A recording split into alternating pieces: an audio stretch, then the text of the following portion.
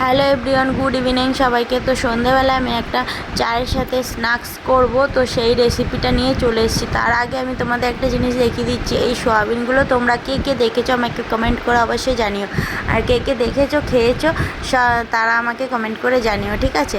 এগুলো মানে দেখতেই বড় বড় দেখছো, আর বয়েল হওয়ার পর আরও বড় বড় হয়ে যাবে, দেখতেই পাবে। আমি কিন্তু এই প্রথমবারই দেখছি আর প্রথমবারই ট্রাই করছি। আমি নর্মালি রান্না করে রাতের বেলায় আমি খুব রিচ করব না, নর্মালি করে রুটির সাথে খাওয়া হবে। তো তোমরা আমাকে কমেন্ট করে জানিও। আর এতটাই নরম হয়েছিল না, সবগুলো ভেঙে যাচ্ছিল সব। তো দেখো আমি প্লেনভাবেই করছি, আর আমি একটা মশলা গুঁড়ো করে রাখি, তো সেই মশলাটা দিয়েই আমি রাতের নর্মাল রান্নাটা করে ফেলি। দেখো তারপরে আমি চলে আসছি এই যে এই মশলাটা যদি জানতে হয় কী কী আমি করি সেটা আমাকে কমেন্ট করে জানিও, আমি তাহলে এই মশলাটার উপর একটা ভিডিও দিয়ে দেবো। তো দেখো এবার আমি সন্ধেবেলা স্ন্যাক্স তৈরি করার জন্য চিড়ে ভালো করে ধুয়ে ফ্রেশ করে ভিজিয়ে রেখেছিলাম, তারপরে জল সোপ করে নিয়েছি আমি। আর এখানে চিলি ফ্লেক্স বানিয়ে নিয়েছি আমি, আমার ঘরে চিলি ফ্লেক্স থাকে না, তো তার জন্য আমি ওটা বানিয়েই নিই। চিলি ফ্লেক্স কেমন করে বানিয়েছি তা বলে দিচ্ছি আমি তোমাদের। এই দেখো গোটা আলু একটা সিদ্ধ করে নিয়েছি, আর পেঁয়াজ, লঙ্কা, ধনেপাতা সব কিছু নিয়ে নিয়েছি।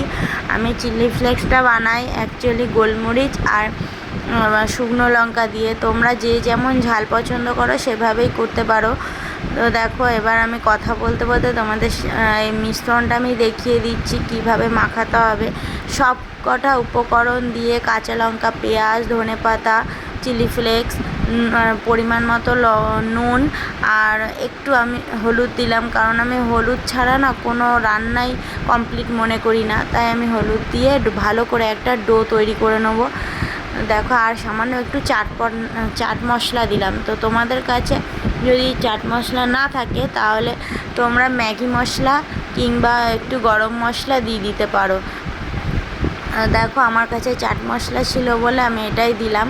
তো ম্যাগি মশলাটা দিলে আর একটু বেশি ভালো হয়, তো যেটা ছিল সেটাই আমি দিলাম। তোমাদের তো আমি অপশান দিয়েই দিলাম। তো দেখো আমার মাখতে মাখতে ডোটা একটু নরম মনে হলো, তার জন্য আমি একটু চালের গুঁড়ো দিয়ে দেবো, তাহলে একটু টাইট হয়ে যাবে। তো দেখো এটা আমি ভালো করে একটু চালের গুঁড়ো দিয়ে একটু টাইট করে মেখে নেবো। তো তোমরা এইভাবে লোকজন আসলেও বাড়িতে তৈরি করে দিয়ে দিতে পারো, গেস্টদের খুব ভালো খাবে, ভালো বলবেও তোমাদের। ঝটপট একটা রেসিপি তৈরি হয়ে যায়, এটা চা কফি সব কিছুর সাথেই যায়। তো দেখো আমি তোমরা ঘি দিয়েও এটাকে করতে পারো, হাতে ঘি মেখে। তো আমি সাদা তেল দিয়ে করছি, আমি ঘি পছন্দ করি না তাই। তো আমি এটা ফিঙ্গার শেপে করে নিচ্ছি, এইভাবে যেমন ফিশ ফিঙ্গার হয় সেরকমভাবে করে নিচ্ছি, দেখতেই পাচ্ছ। আর অবশ্যই কমেন্ট করে জানাবে আমার ভিডিওগুলো কেমন লাগছে।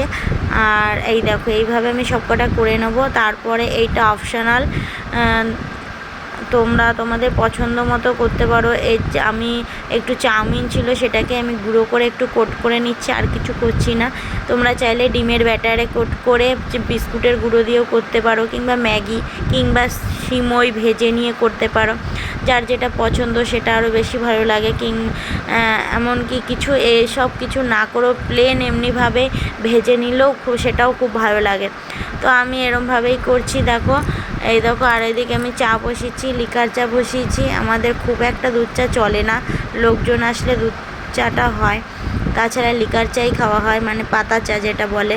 তো দেখো আমি এটাকে আস্তে আস্তে মিডিয়াম টু লো ফ্লেমে আমি এটা উল্টে পাল্টে ভেজে নেব। আর ভাজতে ভাজতে তোমাদের দাদাভাইকে ফোন করে দিয়েছিলাম, তোমাদের দাদাভাই এসে গরম গরম খেয়ে চলে গেছে। ওকে আমি 4টে দিয়ে দিয়েছিলাম প্রথম ভেজে, এটা সস দিয়েও খেয়ে চলে গেছে। তারপরে আমি ভেজে আমার শ্বশুরকে দেবো, আমি আর টোটো খাবো, আর কেউ নেই আছে খাওয়ার মতো। তো চলো, আমার শ্বশুরও মানে ভালো লেগেছিল বলে প্রথমে 3টে দিয়েছিলাম, তারপরে আরও 2টো নিয়ে গেছে আমার কাছ দিয়ে। তো দেখো কমেন্ট করে অবশ্যই জানিও কেমন লাগছে রেসিপিগুলো এবং আমার ভিডিওগুলো। তো আজকের ভিডিওটা এই পর্যন্তই। ভালো লাগলে লাইক শেয়ার কমেন্ট করো, আর অবশ্যই সাবস্ক্রাইব করে দিও। তো চলো, টাটা, বাই বাই, ভালো থেকো সবাই। আর এই রেসিপিগুলো অবশ্যই বাড়িতে ট্রাই করো। টাটা।